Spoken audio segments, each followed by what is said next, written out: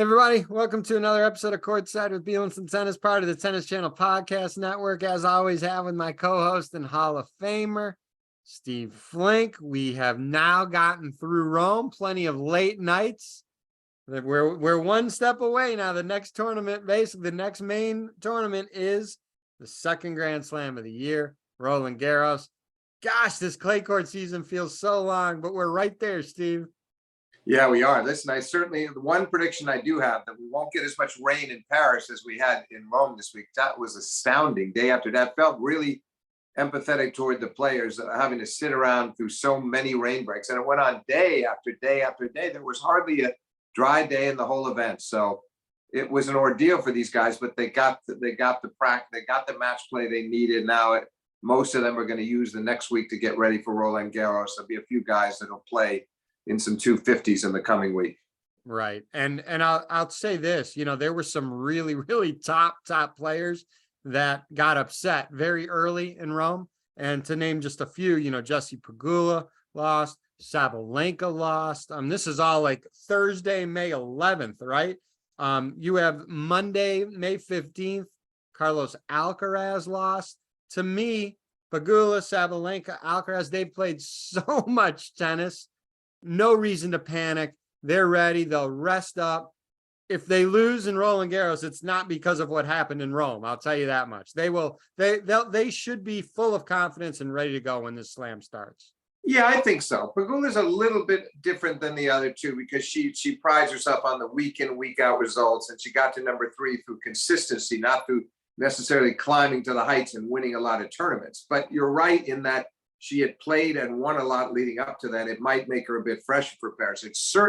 I think it was the best thing that could happen to Alcaraz, to tell you the truth, because he'll put the loss behind him so quickly, and he'd already won 2 tournaments. If he plays deep into Rome, potentially gets injured again, he doesn't need that. He wasn't really, I think, 100% physically last year when he tried to come back for the French Open after being injured and missing Rome.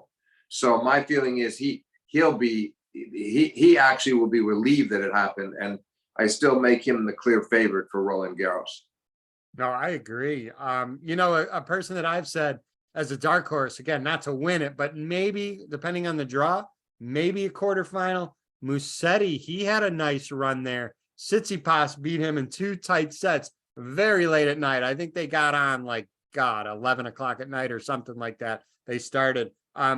Musetti's a guy he could lose in the first round, or he could do a lot of damage. And like I said, maybe make a run. He's played top players tough. Tsitsipas did get through it in a couple sets, but he's someone to keep an eye out on. Yeah, he's a very emotional player. He's great on the clay. I agree with your assessment. You don't quite know what to expect, but more than likely he can do some damage at Roland Garros. And I hope he has a favorable draw that he can get into that tournament, have a couple of easy wins early on, and then come up against one of the top players and see what he can do. He's exciting to watch. Yes, he is definitely exciting to watch. I love watching his matches, especially against the top players, because it always seems like he comes to play against those top guys. So let's talk Novak, because it's interesting. Obviously didn't have the most ideal prep going into Rome, was able to sink his teeth into the tournament more so than the previous tournaments he was doing in his prep on the clay court season. Lost to Holger Rune. Rune has beaten him now a couple times. One, I'll ask, maybe there's a little rivalry starting between them. And 2, I'll ask you, how do you view the prep that Novak has going into Roland Garros now? Was not a disaster. You sized it up well. He got 4 matches in this week. In the other 2 tournaments combined, he got 4 matches in.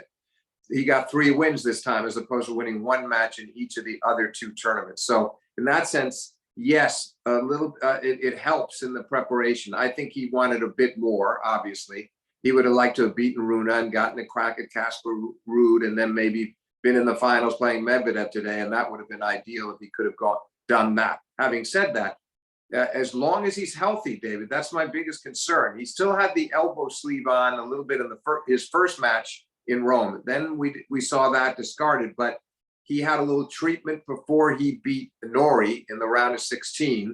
The announcer talked about that and appeared to be the shoulder. And then he got a painkiller when he played Holger Rune, and he didn't play well in the Rune match, David. The first and third sets, he got impatient, and no doubt that Rune played beautifully in the wet conditions, and he was hardly missing a ball, and he was so quick. And Djokovic was talking about how hard it was to get a ball by him.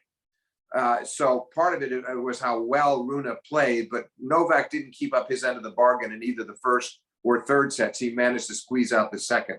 So he knows he's got to get a lot better, but at least he didn't lose early this time. At least he was in the quarters. It's a step in the right direction. Now he needs to, the big thing is going to be, does he look physically 100% in Paris? Because he has not really been physically 100% throughout this clay court campaign. That would be my biggest concern. And, you said he got the 4 matches in. It would be interesting to see if, let's say, he gets the first, second, and third rounds in Paris pretty clean and gets through those pretty clean. Then I think you say, look, he's now got 7 matches and he's worked his way into the tournament now. And I think the longer he, obviously the longer he's in the draw, better chance he's going to have. But I'm just saying, from lack of maybe match practice or whatever, if he can get through those first few matches in Roland Garros, then I think any of the prep that we've talked about before goes out the window. He's there and he's ready to roll. Yeah, I agree. I mean, part of it also is just feeling like he's getting better round by round. Let's just say he dropped a set in the first round and wasn't great, but was played okay. And then, gets through another tough one in the second round. But by the third and fourth rounds, we're seeing him closer to his peak. That's what I think he's hoping for. But it's going to depend a lot on what's ever going on with his body, the elbow and the shoulder. He doesn't talk much about it. None of them do. And I don't blame them, because you don't want to really signal it to your opponents. But if that part of him is right, then I think we're going to see him lift his game, because that's what he said all along, David, was he wanted to peak for Paris. And I mean, I don't think he's that jarred by not getting great results in the 3 tournaments. But what he really wants is a chance to win a 3rd Roland Garros. And there is time, as your point is well taken. There's time that if you play your way into form in the first week, plus having not played that many matches, he should be physically he should be fresh. He just has to get over whatever these ailments are. Right. It's interesting. We go on the women's side, and we've said for a while now, we got Swiatek, Sabalenka, and Rybakina, right? Rybakina wins this tournament on clay. We've always said, and I think most would agree, grass and hard court are better suited for her game other than clay. She wins a match.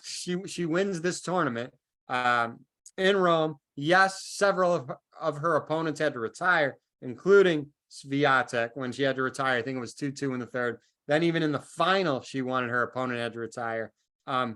Still, for someone who, may not feel so great on clay, winning this Rome title has to be huge for her confidence going into Roland Garros. Listen, she was down 6-2, 4-2, and break point down in the 7th game of that second set against Iga Swiatek. That could have been 2-2 for Swiatek to sort of make amends for the 2 losses she's had to her recently.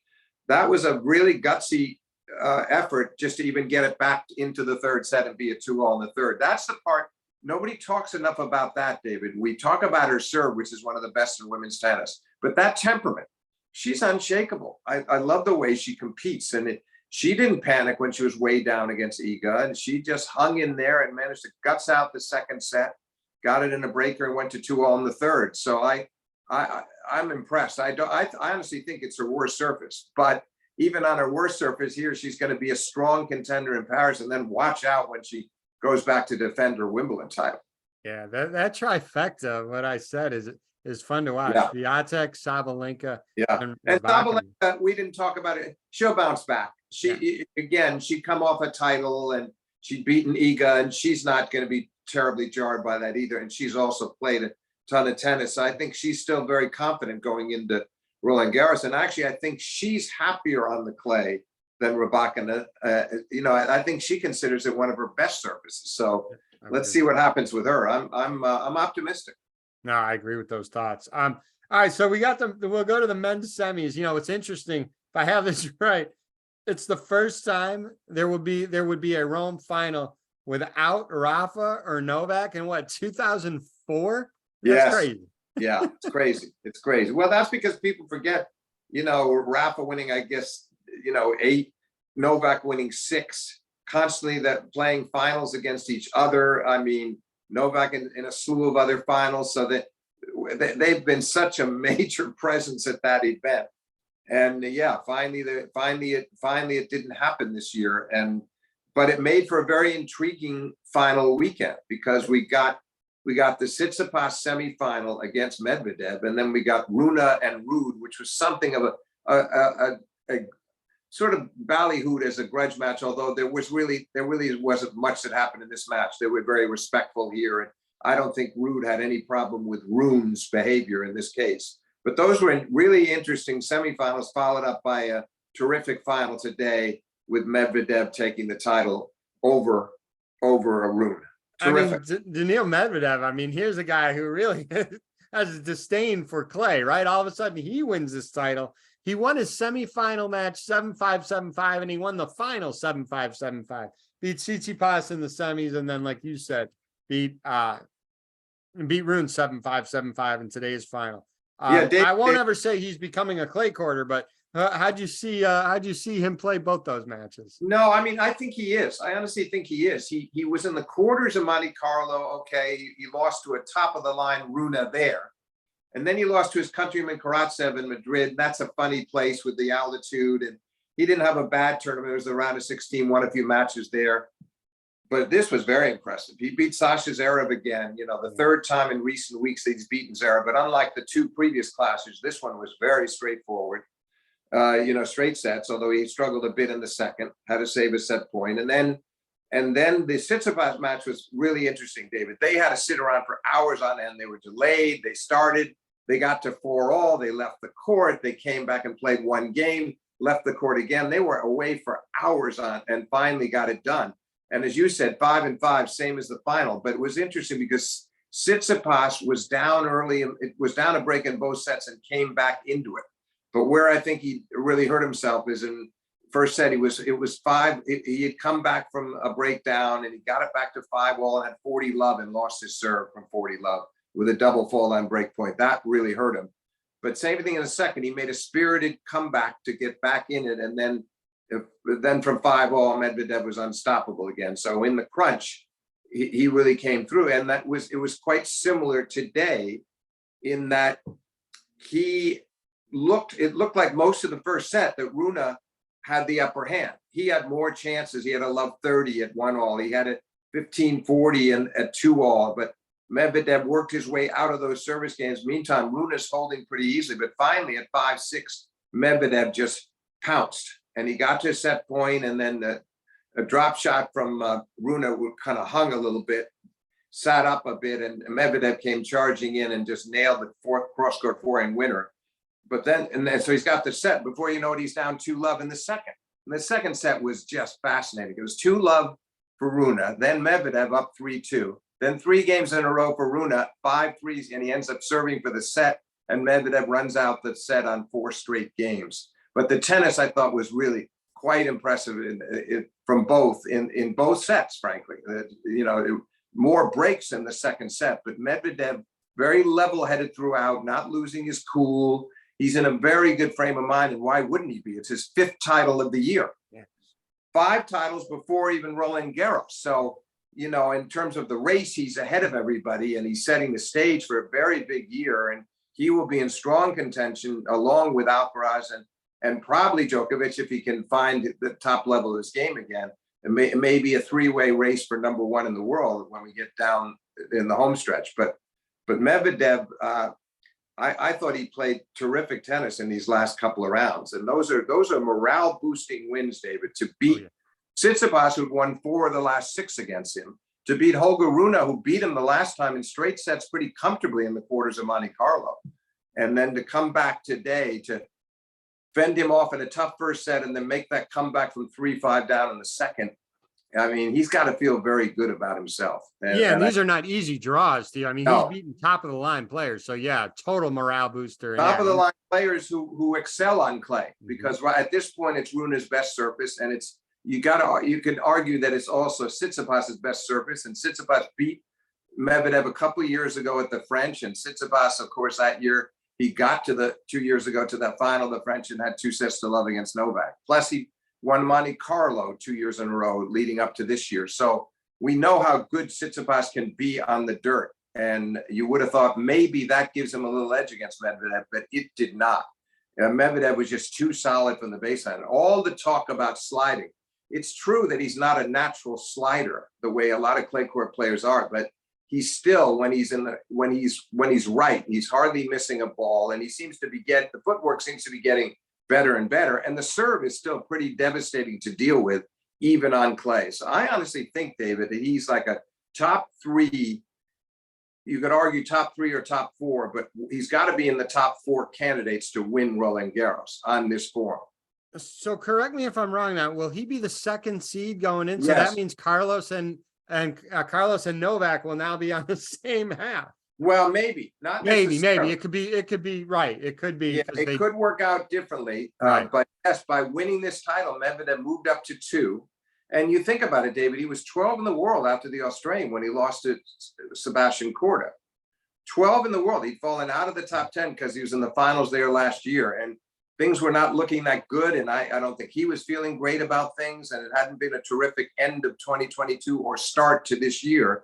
And then look what he's done since with the 5 titles, plus the final of Indian Wells. So, I mean, no, it's interesting because he is 2nd seeds. I mean, it would obviously, if Carlos and Novak were the first 2 seeds, they'd be on opposite sides. Now this, we'll see how it falls out. But he's had an interesting rivalry with Novak, obviously, and a terrific rivalry, including beating Novak in that final of the 2021 US Open, stopping the Grand Slam, losing to him earlier that year in the finals of the Australian. They've had some wonderful matches, and the rivalry has developed over these last 4 years.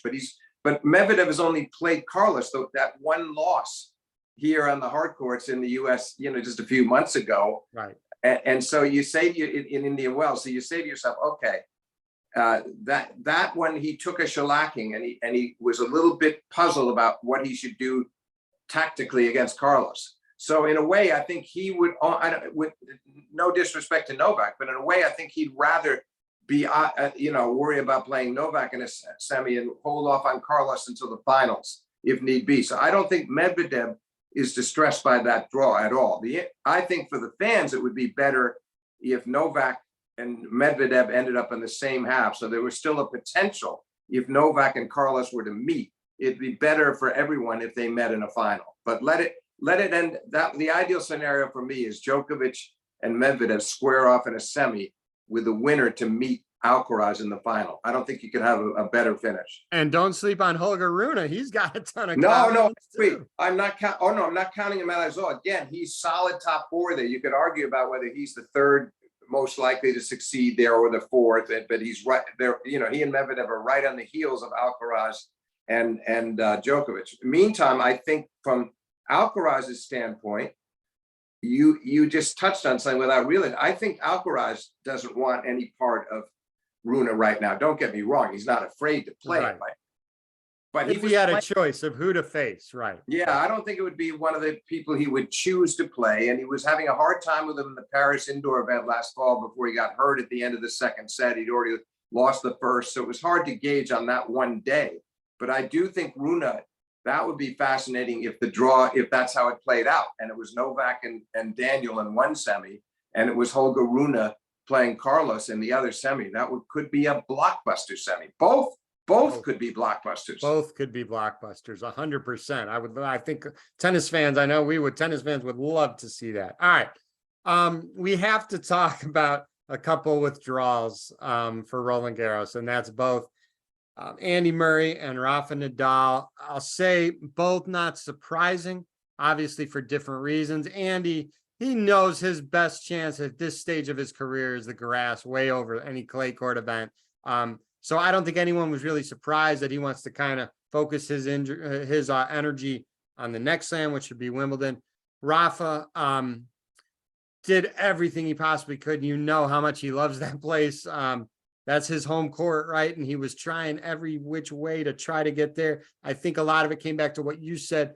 He didn't want to just go there just to go there if he really didn't feel like he was a threat to win the thing. We don't know exactly if he's going to shut it down the whole 2023 season. We don't know. He may play some hard court. He said it's just going to take a few months. He just wants to get his body right. Sad. And to me, and then I'll pass it on to you. I cannot believe that was just a year ago. He's in the midst of what was going to be a 19-0 run in the slams, 2 matches away. No guarantees he would beat Kyrgios and Novak at Wimbledon. But the fact of the matter was he was 19-0 in slams. He had to withdraw after he beat Fritz in that long match, which he got through when he was injured. And since then, Steve, it's just been one thing after another as far as injury goes. Yeah, well, it's been one thing after another leading up to that, but between the foot, of course, and all the injections during the French last year, the rib injury that he had in Indian Wells, the abdominal that he was battling at Wimbledon. There were just too many things going on.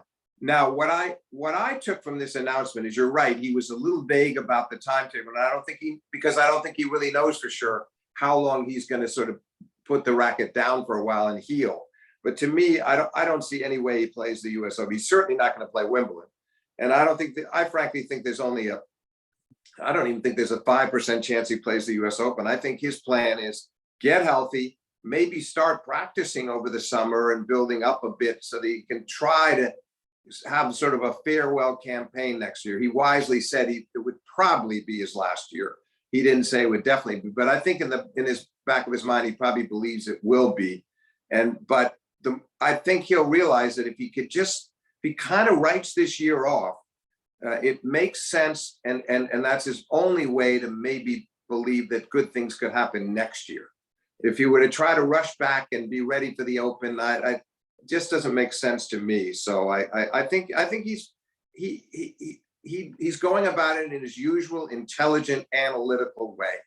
And he did say that he doesn't think he deserves to go out in a press conference like that. I get what he's saying, but he won't because of the way he's come up with this plan and the fact that he's going to rest. And I do think we'll see him next year. I just hope that when that happens, that he can have a healthy stretch, and it doesn't have to be a kind of farewell tour where he's losing to Mackenzie McDonald types. Don't all due respect to Mackenzie McDonald, but I just think he doesn't want to have losses to players of that ilk left and right next year, players that he believes that he should beat. He wants to really be in the thick of things and actually competing for those majors. It's a big ask, but I think as I say, I think he's gone about this just the right way. I like his thinking.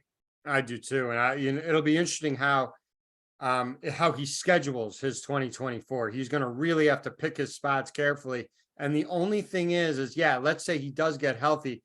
No matter what, there's still a lot of mileage on that body, and you know how hard he prepares and trains. And there, you just hope, he's not going to go into 2024 ill prepared. He's going to work hard to get himself ready, and you just hope the body holds up. It's getting crazy. We knew it was coming, right? Roger's out now. Rafa, most likely it's going to be 2024. Novak, if he could stay healthy, he's probably got a couple years left.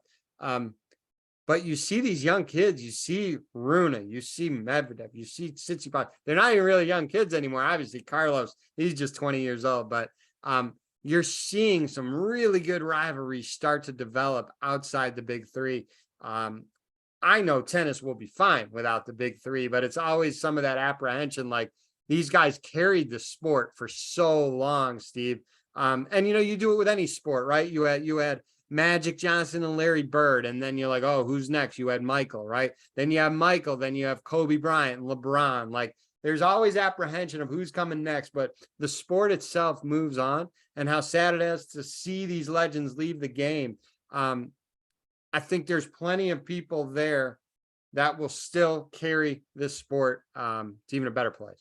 Oh, there's no doubt about that. I mean, obviously, we'd like to see some more bright performances from Rafa and Novak bidding for a couple of more majors himself, so things could, their careers could wind down in the best possible way and maybe have some happy endings there.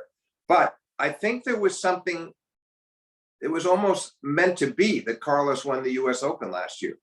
I mean, Novak couldn't play the Open, and Rafa wasn't 100% physically. It never doesn't matter. A string of 5-set victories from Carlos, and then he beats Ruud in the final. He wins his first major, first teenager since Rafa to win a major. And I think that set the stage because we know what a great player he's going to be. And then we've seen Rune making his moves. And you got Medvedev sort of reawakened and recharged. And there's going to be some terrific things ahead, regardless of what happens with Rafa and Novak. But I will say this. Number one, as far as Rafa's concerned, if the worst case scenario is he comes back late in the year and plays Davis Cup, there's some talk about that and everything's fine, and he goes to Australia, and let's just say that an injury struck again there. All right, at least he would have tried, and then maybe at that point he says, you know what, I think this is it for me.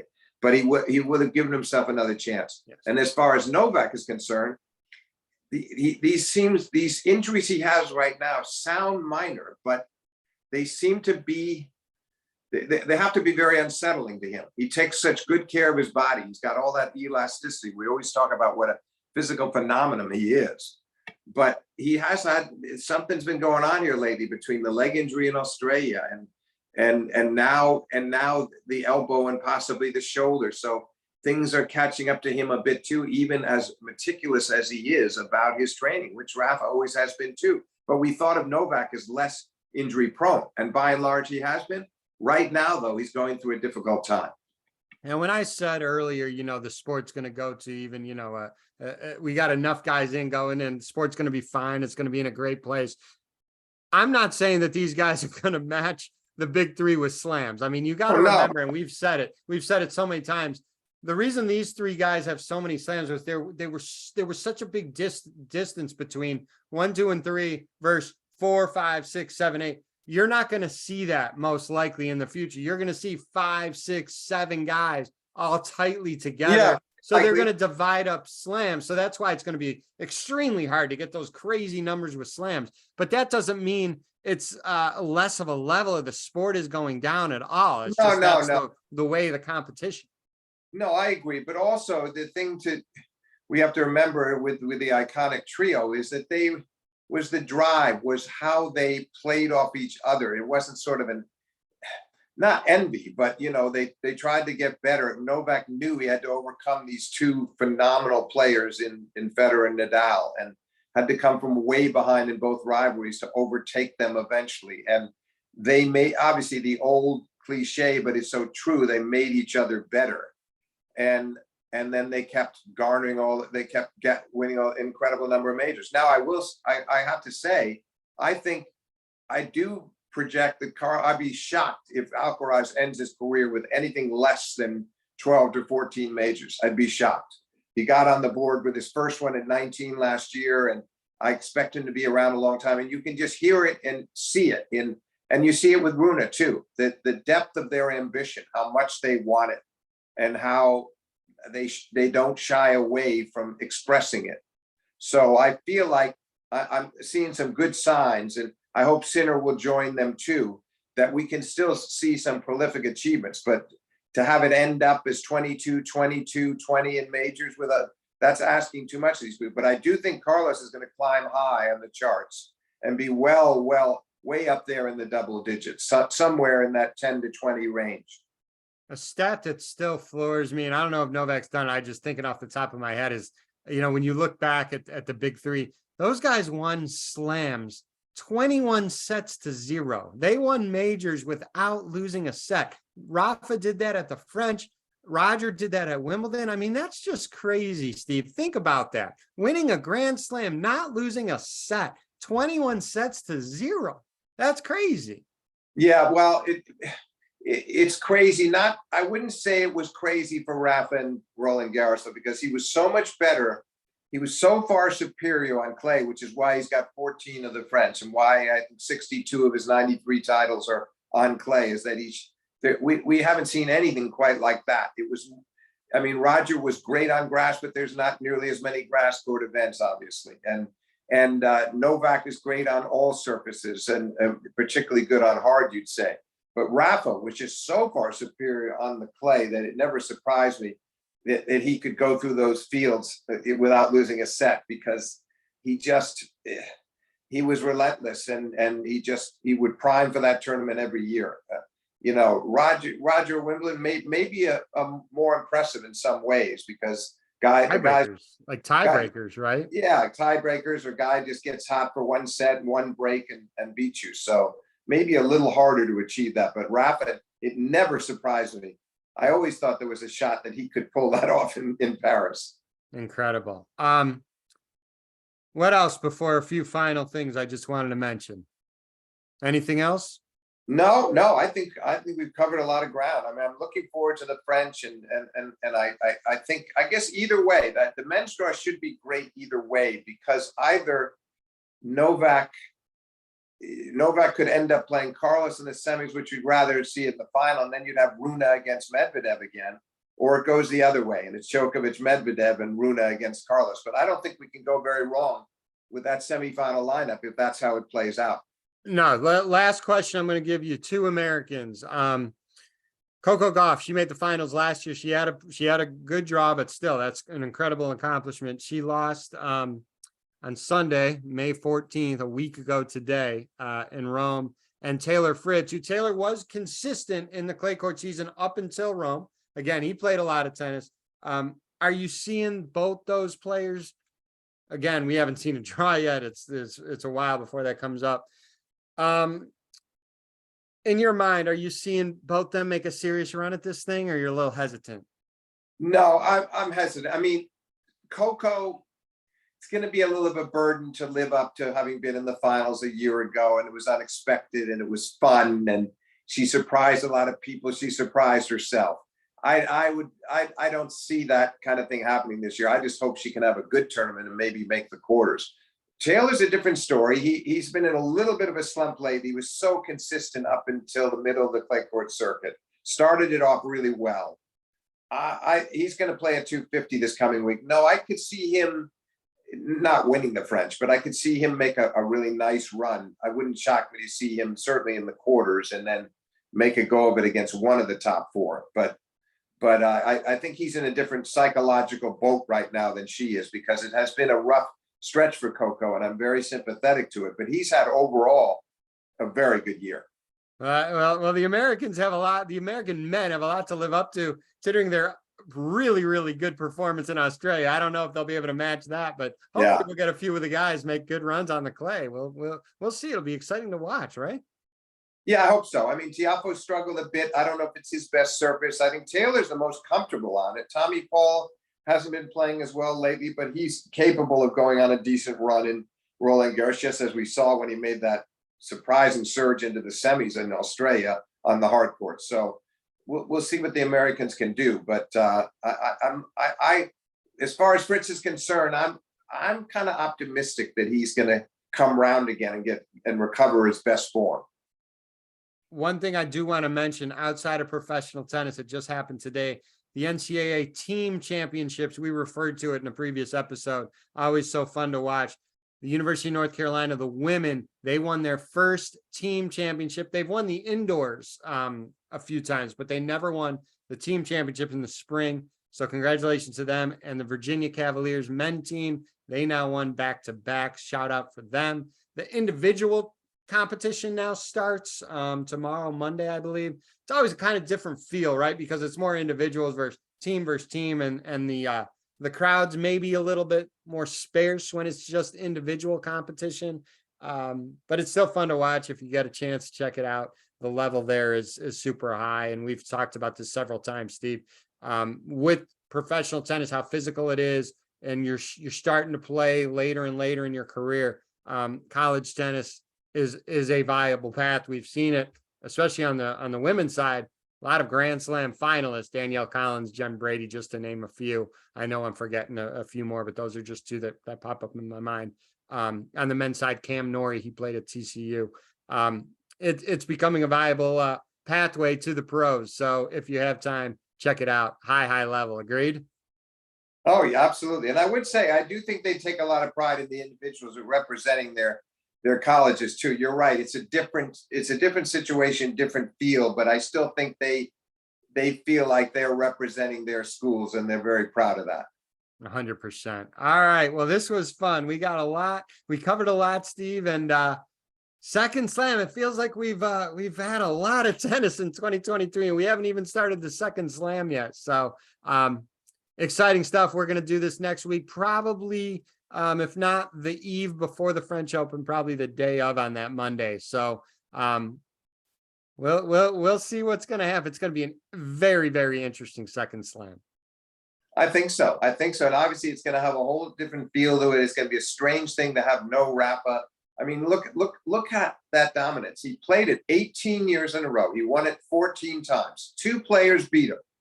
Two players beat him in all those years. Soderling in 09, Djokovic twice. In the 15, he beat him in the quarters, and then he beats him again in the semis in 21. And yet he suffered, of course, 8 losses against him as well. But that's just ridiculously, it's a ridiculous record. And obviously we came there every year, and Rafa, the 18 years, the only other loss was he had a default in the 3rd round one year. So that's the shadow he cast over that event, and everybody naturally feared him in the friendliest possible way. And now he's not there, and so it's going to be strange in that regard. But I still think those men at the top, the 4 that are expected to get to the semis, are going to stir up a lot of interest and make it a lot of fun. I agree. Can't wait to see how it all shakes out, and we'll be back next week to talk more. So thanks again for your time, Steve. Thank you, David.